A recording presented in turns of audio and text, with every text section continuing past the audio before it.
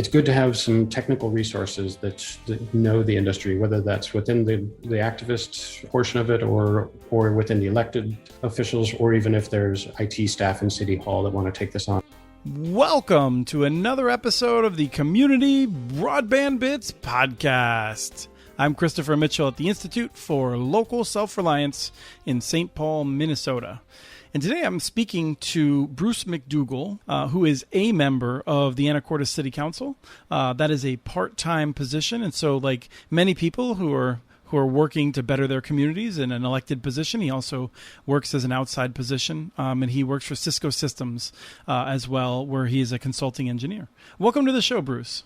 Thanks, Christopher. Great to be here. This is one of those shows that I wanted to do like 2 years ago. Like I knew that good things were happening, but we always like to let things simmer a little bit so that we can talk about what's been done rather than what you plan to do. And it seems like now you're in a good stage to do that. Yeah, timing is good. We've made progress on construction and turning up customers here in the last 12 months. So so we have like real things to report at this point. Excellent. So let's start with Anacortes. Anacortes is in Washington State, for folks who are not familiar with it. Tell us a little bit about it and what one might expect if they visited. Yeah, Anacortes is about an hour north of Seattle along the coast. It's kind of the gateway to the San Juan Islands. A lot of folks, a lot of boating around here. It's a town of about 17,000 people. And it's just far enough away that we have some folks that commute to and from Seattle, but it is mostly folks that work here. Although with the pandemic, we're actually starting to see more people that can work remotely move into town. And is that creating growing pains? I'm always curious. I feel like usually there's half people are excited about it and half of the people are saying it's killing our town. You know, I think like the entire West Coast is experiencing a certain amount of growing pains. There's a lot of pressure on real estate prices and things like that. So I think everywhere from, Vancouver on down to San Diego has kind of similar problems. Okay, so Anacortes, 17,000 people. Usually that means that there is a cable system, maybe some DSL, maybe a little bit of fiber also. But give us a sense of what it was like when you and as a citizen activist to start, but also later as a member of the city council. What made you feel that you needed to make an investment in a municipal fiber network? I got introduced to some friends here in town that had been kind of the original activists for it. A lady by the name of Pam Allen and a gentleman named Wayne Hughesby. And Pam saw, I guess, municipal broadband as an economic development tool. And Wayne was a retired Verizon engineer. And the mayor at the time was also interested in doing something, but they hadn't really formulated what they wanted to do. They knew that the nearby community of Mount Vernon had built a fiber optic network to serve their community institutions and kind of, their downtown business core. And that was a really visionary project. A gentleman named Kim Kleppe had led that effort, and they got started, I think, even in the late 90s. Yes, and Kim talked about that on our show, and it's wonderful. And I know they then also worked with Burlington and Port of Skagit as well. Mm-hmm. Yeah, we'll talk about that in a little bit. I want to come back to what the county's doing as well. I think in part based on that enthusiasm and yours. Yeah, so in those early times, my family and I had actually just moved to Anacortes from Denver. I'm originally from the area, so it was kind of coming back home. And I had been working in the telecom sector for quite a long time at that point, 15, 20 years, and a lot of exposure to ISPs as well as the interplay between ISPs and kind of dynamics of the internet, the emergence of cloud and cord cutting and things like that. Mm-hmm. And saw it as actually kind of a unique opportunity for a small community to kind of differentiate itself, to sort of create like real 21st century infrastructure that could then act as kind of an economic driver for attracting knowledge industry companies and workers and things like that. So that was kind of how I got started, was just meeting those folks and then seeing this dynamic and seeing this possibility for, a really cool infrastructure add to the community.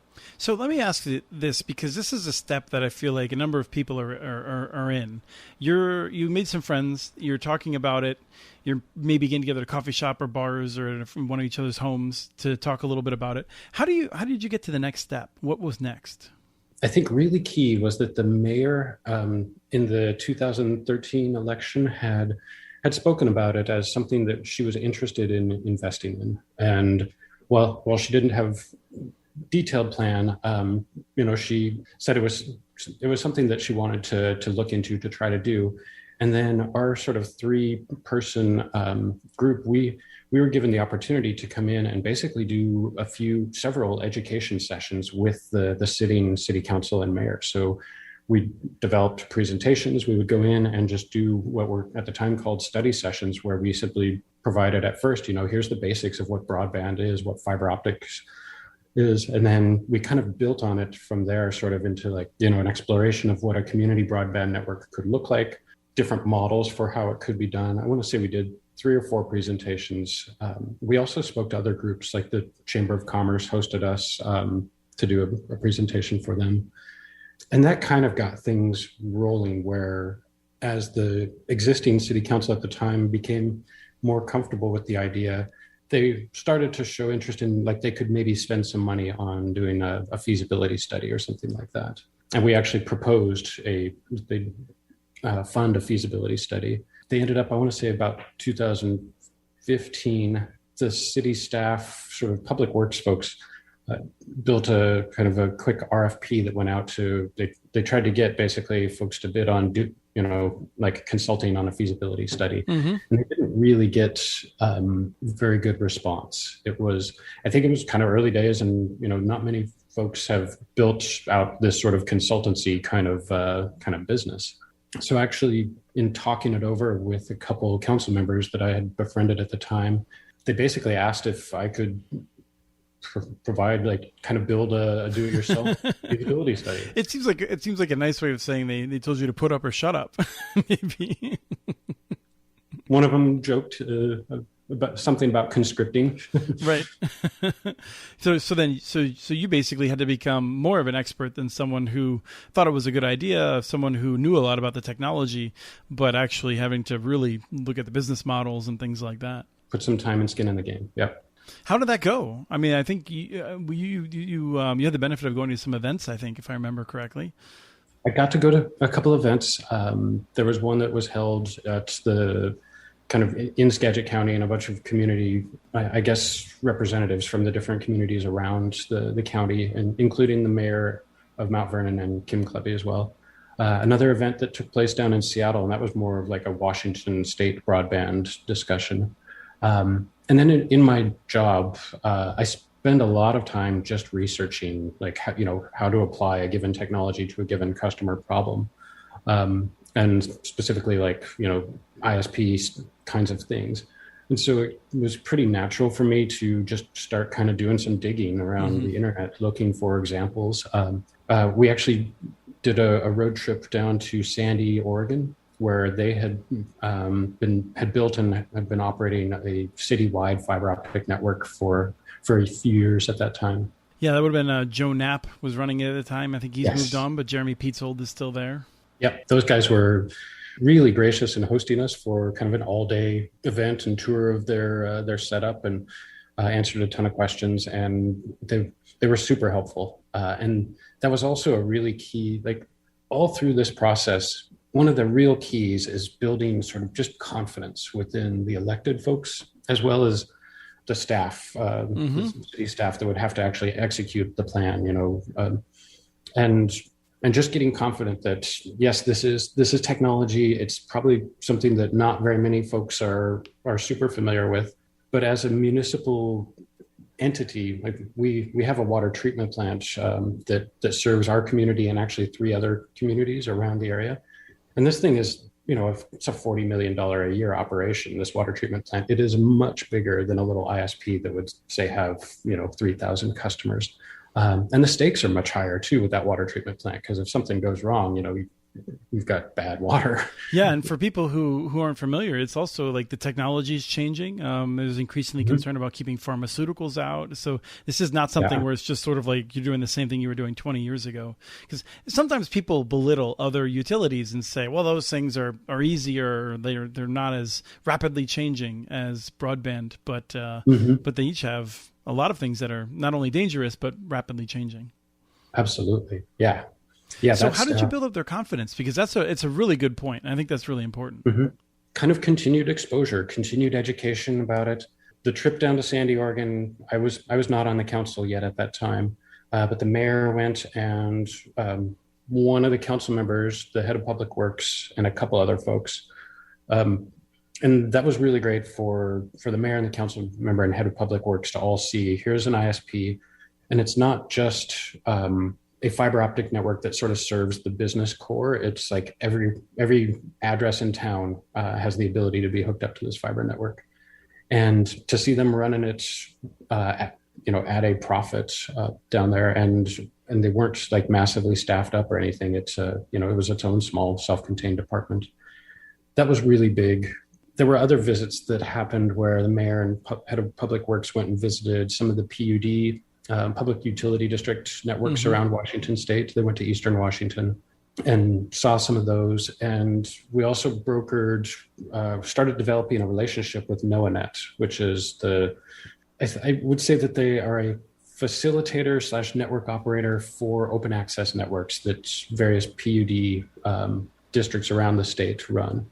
Right, the Northwest Open Access Network, NOAA net, Yeah. and yeah, they've been around for 22 years, I think. The PUDs formed them back in '99, if I remember correctly. Yeah, and they're a terrific partner both for the PUDs, and they later on they became our partner in a slightly different role. But simply having brokered those relationships, or the mayor and staff and various council members sort of starting to develop these relationships in addition to the education sessions, it really worked to get everyone's comfort level up that, hey, we could actually do this. Mm-hmm. That's interesting. That's something that hasn't come up before, but I think it's incredibly important, especially for a city that doesn't have a municipal electric department. To really engage in that sense of there are good ways of doing about it. And then just knowing that you did all those visits, the other piece of that is we need cities to have many people on the council interested in it and others who are digging into it. It doesn't work to have one person who's sort of the know-it-all. We always say we want to have a champion, but we need to make sure that there's a lot of people in the city who are taking it seriously and learning about it. Mm-hmm. Yeah, absolutely. A council person had stepped down for personal reasons in mid 2017. And we have a process where community members can apply to be appointed to replace that person until the next election. Mm-hmm. So myself and a couple other folks had applied, and because I had been working with the council on in kind of a volunteer sort of consultant status or manner, they chose me as the one to be appointed in that June or whatever it was. And one of the key questions was they wanted to know of this person who they would appoint, do they plan on, serving, like running for election in November and serving a true term? Like they wanted somebody who was committed. And I had said, absolutely, I plan to run. So I started serving mid 2017, got actually elected in November. Once I started, I kind of continued the work of just sort of talking with the fellow council members, talking with staff members about the importance and the confidence building measures that we can do this. Had an early kind of business model that worked out the costs of what construction might look like and what staffing might look like. It was kind of really a framework. Got some really good numbers from Kim and Mount Vernon again. Also just sort of researching other projects around the country, like Lafayette, Louisiana, or Chattanooga, Tennessee, a couple in Colorado as well, to just kind of get numbers and comparative numbers to have a sense for what this project might cost. Mm-hmm. And so at what point did you know that it was going to happen? We had two pivotal points where we decided to issue an RFP to basically develop a public-private partnership for us to kind of build and own a network, and we were seeking someone to operate the network. And that could be like an open access proposal, or it could be just, an ISP who would be willing to essentially offer like an ISP set of services over our physical network. We got some responses back, including some numbers. And to be honest, I didn't really want to go down that path because I felt like the Sandy, Oregon model was actually the best model anyway from a financial perspective. Where the city would be in charge of just about everything and take care of it. Exactly. Yeah. We have all the capital outlay for construction and everything.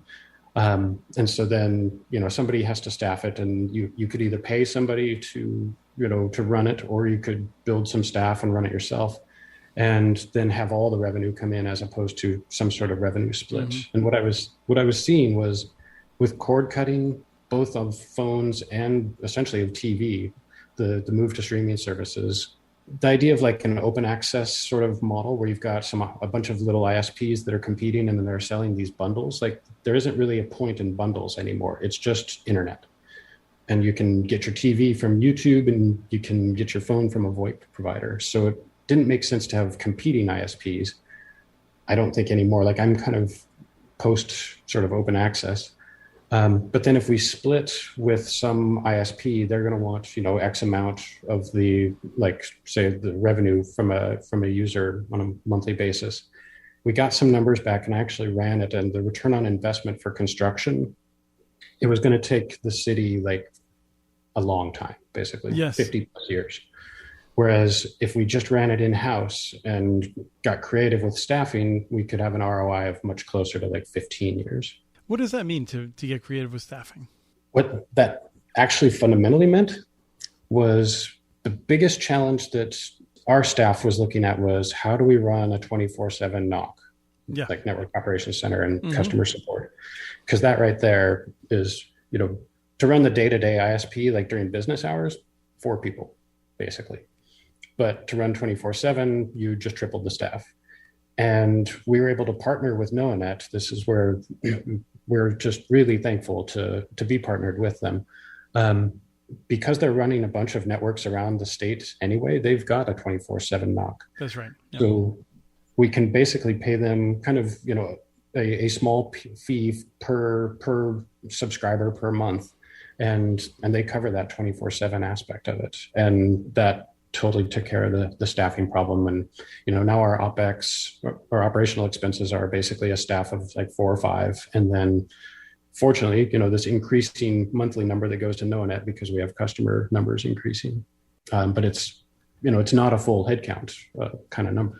Yes, and this is something that I think we will see from more municipal networks that are growing because there are already so many NOCs out there. It does not make sense. And I actually think we may see more municipal networks and fewer NOCs because some of the existing municipal networks are choosing to work together on some of those aspects. Totally agree. Yeah. So anyway, I interrupted you though as you were telling the story of what was going next. So you were looking at the numbers. You decided that it would a partnership would not make a lot of sense, and so was it difficult to convince other folks that it was safer to do it yourself? Yeah, to be honest, the within City Hall staff was used to running things like road department and water treatment plant and things like that, and parks department.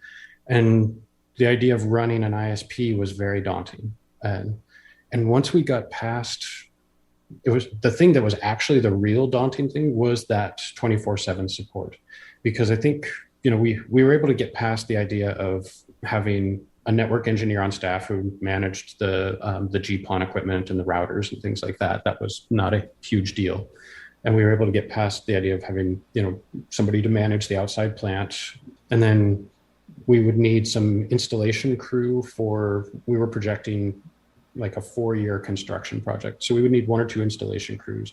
And that was all this was a lot of, or several internal discussions. We can kind of get past these pieces where everyone can wrap their heads around these roles. And the sticking point was that 24/7 support where, and I remember, great conversation with head of public works and the mayor and a couple other council members in the room at the time. And our head of public works just said, like, I'm not in a position where I can be taking a phone call at 3 a.m. because there's a fiber cut and me knowing what to do, really. Like, mm-hmm. I'm just not comfortable with that. And that's totally reasonable for him to not be comfortable with that because he's done a very different kind of, run very different kinds of infrastructure. But we ended up going back to NoaNet and asking them basically, NoNet was not actually able to bid on being the company that ran the ISP because they're not legally allowed to be a That's right. retail ISP. Or they were not at the time. Now it's times have changed now.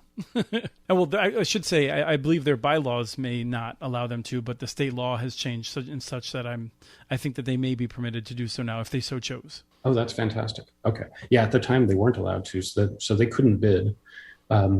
Had they been allowed to at the time, we might have gone just with a partnership with them. Mm-hmm. But we went back to them and we asked, we don't need you to run a retail operation here. Can you simply provide knock 24/7 and, to be able to answer that phone? And they said, let us get back to you. And they went back and I think they ran some numbers and they came back with a proposal and it basically fit. Where it's like, all right, now with our projected staffing, installation, and kind of construction schedule, we think we can target a 15-year ROI. And that was kind of the voila. And now you've been building it and connecting folks. And how are your assumptions holding up? Are they looking pretty good right now? The assumptions are looking pretty good, actually. Yeah. We were projecting the total construction to be about 15 to 18 million. The town is about half aerial utilities, so we can run fiber along, the utility poles, and we partner with PSE as the local power company. Mm-hmm. They've been a great partner there as well. The other half is all underground. Some of it's pretty rocky. Part of the construction is pretty cheap, and we actually went and hit or passed about 1,300 buildings kind of as fast as we could in the aerial, try to get a bunch of customers, a bunch of revenue on. And then in kind of year 2 and 3, we're starting to, we're doing some trenching and some harder, more expensive work. And you're having people sign up and people are liking the service? I mean, that's sort of the key. The council at the beginning of 2019 allocated kind of a $3 million sort of loan to the fiber department, essentially, that came out of kind of a surplus fund that we had. So we're really fortunate that we had that chunk of money, because it would have been difficult to just get a bank loan or something, or a bond out of the gate, because we have no customers, no revenue. We were able to loan ourselves that $3 million. The fiber department got started, constructing past what we called at the time 3 trial zones. So one kind of a business district, and then 2 residential areas, utility or aerial utility. And the target was if we have like 35% of the addresses signed up for service within a certain time frame, then we think we're a go. Like we can really do this. We got probably 25 or 30% of the addresses in those areas signed up. I want to say at some point, sort of late 2019, and we felt like that was like, rather than wait for the full 35, like we're well on track. We think if we start actually turning customers up, we'll get past that 35%. Right. We started activating customers. We had kind of 2 really early adopters get turned up in January of 2020. And then kind of late February 2020, we were just ramping up to start doing lots of installs, and the pandemic hit. Mm-hmm. And now I want to say we had 18 or 20 customers on by then, maybe a few more. And we had 300 waiting. And probably really anxious at that point to get that fiber. Yeah, excited to get that fiber. And we also had, a bunch of people on staff. So we're paying them and benefits. And we have, we're burning into that 3 million because it's paying for construction and salaries. But so we're like facing the situation, do we stop turning up customers for 90 days or what do we do? Because to actually connect a customer, the installers have to go up and, attach like a drop cable to the MST, run it down to the outside of the house, connect it to a box. The MST is like a connector in the alleyway that the fiber pass has left for people who aren't as familiar. Multi-service terminal, I think. Is that right? Yeah, that's it. Yeah, basically a splitter. But thank you for that. Yeah. So we run that cable down to the outside of the house, attach it to a box, then they have to drill a hole through the house, run the cable in, and then in theory, somebody has to go inside the house then and terminate the fiber to the ONT, optical network terminal, basically kind of the equivalent of, your cable modem. Mm-hmm. And then from there, they plug into the homeowner's Wi-Fi, or we also offer a managed Wi-Fi service as well. So the pandemic, though, made that like go inside somebody's house part a problem, because basically it was like things were shut down. We just couldn't do that. So we quickly improvised and we came up with this concept of assisted installation, where basically the installers would do the outside work, drill the hole, and then they would leave a box on the porch with instructions for the homeowner to be able to basically, from there, all they really have to do is kind of plug, Cat5 jumper kinds of things. So it's not a big deal for a homeowner to hook it up. Mm-hmm. At the same time, it's, an ISP would prefer to have done that last leg and make sure it's done right and everything and tested. Especially when you get that service call a month later and you're not really sure what they actually did. Yeah. So it would be tested from the outside of the house, and then, fingers crossed that the homeowner hooked things up correctly and it worked on the inside. And if the homeowner was okay with somebody coming in, I think we had done that for a couple of weeks, and then we modified it where we had a safe, sort of clean installation procedure where, an individual goes in all masked up in booties and does their work, gets the install done, and disinfects the area and then leaves. And so if the homeowner was okay with that, but that was really interesting because we had to come up with a quick way to sort of overcome our own, imposed sort of safety precautions to try to get customers on the network, because we had fiber ready to go. So yes, it's a difficult position because, like you said, you have people who are getting their payroll, and so you're creating ammunition for opponents of the network to say, oh, this was never a good idea. Look, they're struggling to get the people signed up. And so you have a lot of pressure to figure that out. Yeah. And we had a target of, we wanted to be cash flow positive, ideally within 24 months of starting our customer connections. So that would have been, roughly at the end of 2021. So if we lose 4 months of installations, when we're doing aerial, we were able to do about 3 or 4 installations a day, and you lose 4 months of that. That's a lot of customer revenue, and that pushes that cash flow positive way back.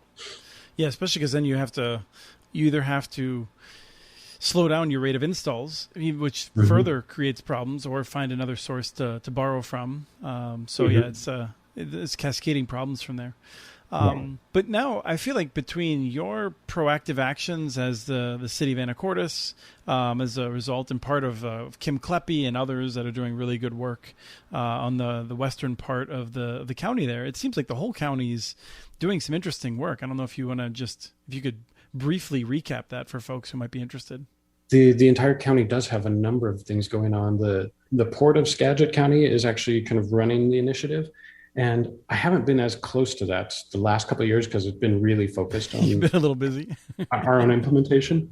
But I know that they've been doing some work, especially to get fiber out to the East County, where it's really underserved. I think they may only have DSL out there. Mm-hmm. So work on that, as well as extending the existing network, expanding it in both Mount Vernon and Burlington, as well as there's a business park that's outside of city limits, where the Port of Skagit airport is and things like that. There's a bunch of fiber out there. So using it both to try to enhance or, offer additional service to underserved, as well as to continue to use it as a business development, economic development driver. Excellent. Well, is there anything else you want to share with us? I mean, it's exciting, and the fact that this has been led by a group of folks such as yourself who started off as citizen activists, folks who are just active in the community, and then that the city got excited about it and moved forward with it. It's a great story. Thank you. Yeah, I think the key items are really building that confidence, having. It's good to have some technical resources that know the industry, whether that's within the activist portion of it or within the elected officials, or even if there's IT staff in City Hall that want to take this on, like the way Mount Vernon did long ago. Other items we are roughly on track to be cash flow positive by the end of 2021. We're approaching, I think, 900 active customers on the network to date. And we think we can achieve, I think our ROI is going to come in under 15 years. I think we may actually be running at a profit quite a bit sooner. because we've been able to use some essentially some stimulus funds to help with some build out. We're chasing some grants as well. So if the infrastructure bill comes through with broadband funding at the federal level here this year, then I think there's going to be a real opportunity to improve projects ROIs, projects like this and their ROIs. Mm-hmm. So encourage folks to be looking at that and going after it. That's excellent. Let me say this before I thank you. For folks who are longtime listeners who aren't just turning in because Bruce is on the show, next week, I think I'm going to take it off. I don't think we're going to have a show for next week. I do want to let people know Mountain Connect is coming up really quickly. It's a really great event. It's in Keystone, west of Denver. That's going to be, I believe, August 8th through 10, but check the website, mountainconnect.org. And there's also, in the end of September, BBC, Broadband Communities, is having their event in Houston. And I'm going to be at both. Broadband Communities is bbcmag.com, I believe. And anyone listening to this show knows how to find that stuff. But these are going to be good events. It's going to be a great chance to find out what's been going on while we're all sheltering in place. And it's a place in which these sorts of events were helpful, as Bruce said, in getting him educated on what's going on out there. So I wanted to throw that out there. I'm looking forward to being back in about 2 weeks. And Bruce, thank you so much for your time today and just being an inspiration out there. Thank you, Christopher. It's great chatting with you. We have transcripts for this and other podcasts available at muninetworks.org/broadbandbits. Email us at podcast@muninetworks.org with your ideas for the show. Follow Chris on Twitter. His handle is @CommunityNets. Follow muninetworks.org stories on Twitter. The handle's @muninetworks. Subscribe to this and other podcasts from ILSR, including Building Local Power, Local Energy Rules, and the Composting for Community podcast. You can access them anywhere you get your podcasts. You can catch the latest important research from all of our initiatives if you subscribe to our monthly newsletter at ilsr.org. While you're there, please take a moment to donate. Your support in any amount keeps us going. Thank you to Arnie Hughesby for the song Warm Duck Shuffle, licensed through Creative Commons. This was the Community Broadband Bits podcast. Thanks for listening.